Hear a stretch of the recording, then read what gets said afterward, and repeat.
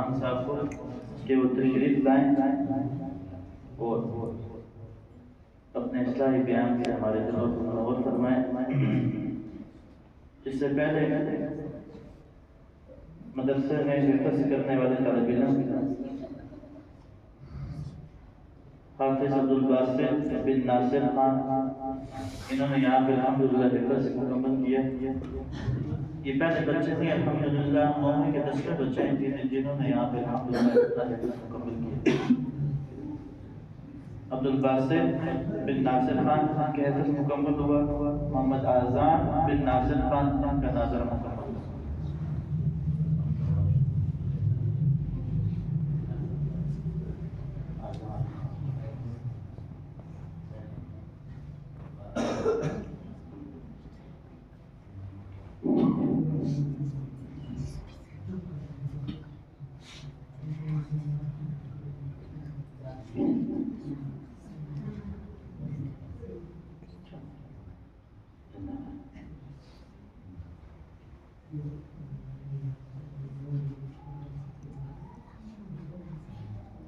ان کے والدین کو بھی مبارک ہو۔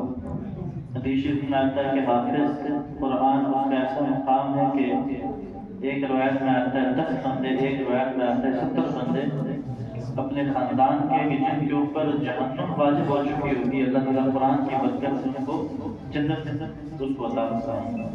ایک حدیث میں آتا ہے کہ حافظ قرآن یا جو امام عالم دین ہوتا ہے، اللہ تعالیٰ اس کو جنت میں پوری ایک سوسائٹی دیں گے، جس طرح مختلف سوسائٹی ہوتی ہیں جن کا اپنا ایک سول بلد ہوتا ہے، اللہ تعالیٰ ان حفاظ کو ایسی ایک سوسائٹی دیں گے کہ جس کے اندر ان کے چاہنے والے، ان کے محبت والے، ان کے رشتے دار جس کو لے کے جانا چاہیں اندر اس کے ساتھ نکلیں۔ تو ان کے والدین کے بعد مبارکباد کے مستحق ہیں، اور آپ حضرات کی تراویح میں آپ حضرات نے قرآن پاک سنا، آپ حضرات کے مبارک کے مستحق ہیں۔ اور یہ سارا کا سارا کریڈٹ حضرت عمر رضی اللہ تعالیٰ عنہ کو جاتا ہے۔ حضرت عمر رضی اللہ تعالیٰ عنہ نے تمام اس وقت صحابہ کرام کی موجودگی میں ان سب کو ایک تاریخ کے پیچھے کھڑا کیا، کیونکہ ابوبکر صدیق رضی اللہ تعالیٰ کے زمانے میں جو تراویح ہوتی تھی وہ زیادہ ہوا کرتے تھے، ایک ادھر پڑھ ایک وہاں پہ، لیکن حضرت عمر رضی اللہ تعالیٰ عنہ کا جب زمانہ آیا تو انہوں نے سب کو ایک تاریخ کے پیچھے کھڑا کیا، کیوں علیحدہ نہیں پڑھے گا تاکہ ہماری اجتماعیت نہ کرے، اور ایک امام کے پیچھے سب کو کھڑا کر دیا۔ سب سے پہلا مصلی جو انہوں نے سنایا وہ حضرت ابی بن کعب رضی اللہ تعالیٰ، حضرت ابی بن کعب رضی اللہ تعالیٰ نے سب سے پہلا مصلی سنایا۔ اسی طرح حضرت عمر رضی اللہ تعالیٰ نے قرآن پاک کو جمع کرایا۔ حضور کے زمانے میں بھی حافظ موجود تھے، علماء موجود تھے، یعنی جو قرآن پڑھنے والے تھے ان کو حافظ عالم کہا جاتا تھا۔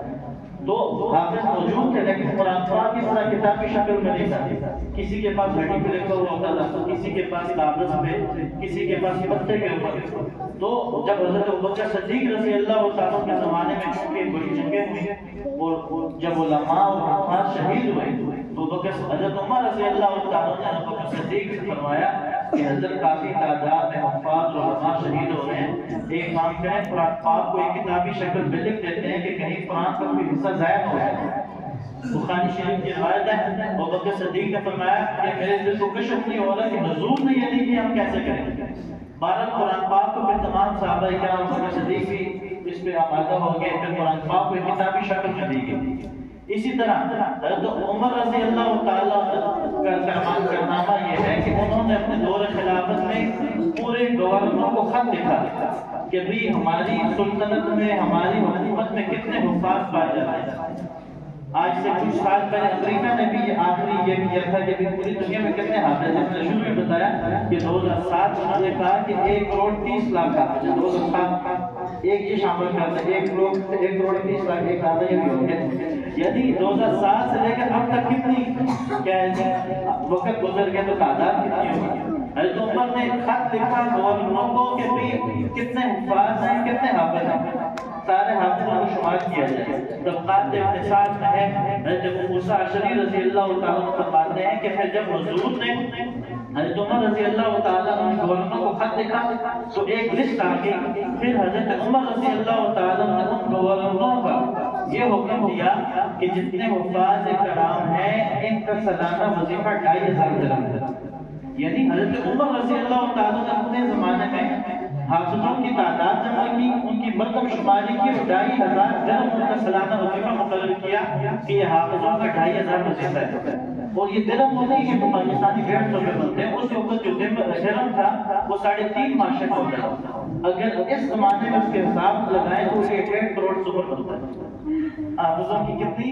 حضرت عمر نے کہ پورے سالانہ کہ حافظ جو ہیں انہوں نے پوری لسٹ بنائی، گورنروں کو حکم دیا کہ حافظ شمار کرو کہ آپ کی سلطنت میں، آپ کے صوبے میں، آپ کے ضلع میں کتنے حافظ ہیں۔ جب حافظوں کی لسٹ آئی اور حکم دیا بھی ان کا سالانہ وظیفہ 2500 اور 2500 درہم، ایک درہم 3.5 ماشے یہ چاندی کا ہے۔ اس کو اگر آپ سے ضرب لگائیں تو یہ 1.5 کروڑ سے اوپر بنتا ہے۔ تو یہ حضرت عمر رضی اللہ عنہ ایک مسلح کے پیچھے بھی جمع کرنے والے حضرت عمر، قرآن پاک کو جمع کرنے والے عمر، حافظوں کی تعداد جمع کرنے والے عمر، حافظوں کی تعداد لگا کر پھر ان کا سالانہ وظیفہ مقرر کرنے والے کون تھے؟ حضرت عمر رضی اللہ عنہ۔ اور انہوں نے یہ وظیفہ مقرر کیا اور ان کے زمانے میں یہ چلتا ہے۔ ایسا تو حکومت کے ذمہ ہوتا تھا، ان کے زمانے میں یہ کیا ہوتا رہا، اس طرح سالانہ ان کا حفاظ کرام کو وظیفہ ملتا تھا۔ وہ ایک مولوی صاحب وظیفہ سناتے ہیں کہ ہارون رشید کے یہاں ایک اونٹ تھا، وہ ہاتھی تھا، وہ ہاتھی روتا نہیں تھا، ہاتھی بالکل سن کھڑا ہوتا تھا۔ تو ہارون رشید نے کہا کہ بھائی جو آدمی اس کو رلائے گا اس کو انعام ملے گا۔ ایک بندہ آ رہا ہے، اس کو امکان سے بات کہتا ہے، ہاتھی کو ٹس پس نہیں اور اسی طرح کھڑا ہے، دوسرا آ رہا ہے، تیسرا آ رہا ہے۔ آخر میں مولوی صاحب کو یہ آ گیا تو انہوں نے اس ہاتھی کے کان میں کوئی بات کی تو ہاتھی صحیح ہوئے، صحیح رو رو کے ہارون رشید نے پوچھا بھی تو نے کیا کہا، کتنے لوگ آئے، لوگوں نے کیا کیا باتیں کی، یہ روئے نہیں تھی اور تو آیا تھا، نے کون سی حدیث سنا دی، ہمیں بھی سناؤ، کون سی آیت سنا دی، کون سا تمہیں واقعہ سنا دیا جو ہو گیا، تو ذرا ہمیں بتاؤ کہ ہم بھی ہمیں پتہ چلے۔ اس نے کہا جی میں نے کوئی نہیں کہا، میں نے تو صرف کہا میری 5,500 روپے لگتا ہے، ہاتھی رونا شروع ہو گیا۔ ہاتھی اس کو کیوں ہونا شروع ہو گیا؟ تو میرا مقصد یہ ہے کہ حضرت عمر کی یہ سنت ہے۔ تو یہ حفاظ پورا رمضان میں خود نہیں ہوں، میں نے خود حفظ نہیں کیا ہوا، لیکن مجھے یہ پتہ ہے کہ کتنا مشکل کام ہوتا ہے۔ قرآن پاک یاد کرنا، اس کی لائنوں کی ترتیب بنانا، رکوع کرنا ہے، یہ کرنا ہے، پھر تو آخری سورتیں پڑھ دو اس میں غلط ہو جائے، سمجھ گئے؟ تو یہ ہم سب کا کیا بنتا ہے، فریضہ بنتا ہے کہ ہم ایک کو کیا بھی کریں گے، ان کو اپنے بات شریک بھی کریں، خیال بھی رکھیں کہ کہیں پہ کوئی ہماری طرف سے کوئی اظہار ثانی نہ ہو۔ ہم سب کا کام بنتا ہے، سب محلے والوں کا۔ وہ ایک دفعہ مجھے ساتھیوں نے کہا مسجد کے لیے ہم نے تک میں تو بہت جلسہ کرنا ہے۔ میں نے کہا ٹھیک ہے، زندہ باد، آپ نے جلسہ کرنا ہے، آپ چندہ کرنا ہے، مجھے دے دیں، مجھے بتا دیں تاکہ میں مہمانوں کو بتا دوں، تبدیل بنا دوں۔ تو انہوں نے کہا چلیں آپ اعلان کریں، میں نے لسٹیں بنا لی، فارغ پیسے ڈالتے ہیں، تو میں نے لکھ لے کے ایک ایک بندے کے گھر بھیجا۔ ایک بندہ جو آخری بندہ تھا جس کے گھر سے آیا، اس نے 10 روپے ڈال کے بھیجے، میں نے 20 روپے کی 10 روپے ڈال کے بھیجا، یہ رسول ہے 10 روپے سے کیا ہوگا، اس کے خلاف ہے کہ مستی پر نے کیا 10 روپے ڈال کے میں نے 20 روپے ڈال کے بھیج دیا، یہ تو ہی بار بار ہو سکتا میں نے وہ دے دیا، میں نے کہا جزا رسانی۔ تو مقصد یہ ہے کہ حضرت عمر رضی اللہ عنہ یہ کرنا کہ سالانہ 2500 درہم، اور اس کا آپ کیلکولیٹ کریں کہ ایک درہم 3.5 ماشے کا تھا چاندی۔ اگر آپ اس کو ضرب لگائیں آج کے دور میں تو یہ 1.5 کروڑ سے اوپر بنتا ہے، 1.5 کروڑ۔ اور جو بھی یہاں پہ الحمدللہ بہار ہو گئی، 100 سے زیادہ بچوں نے پڑھ دیا، حفظ ہوا ہے، حفظ بھی 9-10 کے قریب ہو گئے، حفظ ہوا ہے، کسی نازل پڑھنے والے حدیث میں آتا ہے کہ جو آدمی اللہ کے لیے مسجد بنائے گا اللہ تعالیٰ جنت میں اس کے محل بنائے گا۔ اس کا مطلب یہ نہیں کہ آپ باقی پوری مسجد بنائیں۔ علماء کرام کا ماننا ہے کہ اگر آپ کے پاس میں یہ ہے کہ آپ 2 اینٹیں تک لا کے لے آؤ، سیمنٹ کا توڑا لے آؤ، کسی مزدور کی مزدوری لے لو، امام صاحب کی تنخواہ میں مدد کر دو، یا کوئی موقع ہے اس میں آپ مدد کر سکتے تو یہی اس میں بھی ایک اجر و ثواب ہے۔ تو اللہ تعالیٰ ہم سب کو عمل کرنے کی توفیق عطا فرمائے۔ آپ حضرات کو مبارک ہو، آپ حضرات نے قرآن پاک تراویح میں سنا۔ اب میں بدعت آتی ہے، میں خطاب کے لیے حضرت مولانا حافظ قادری زمان صاحب سے ملتمس ہوں کہ وہ اپنے خطاب سے ہمارے دلوں کو منور فرمائیں۔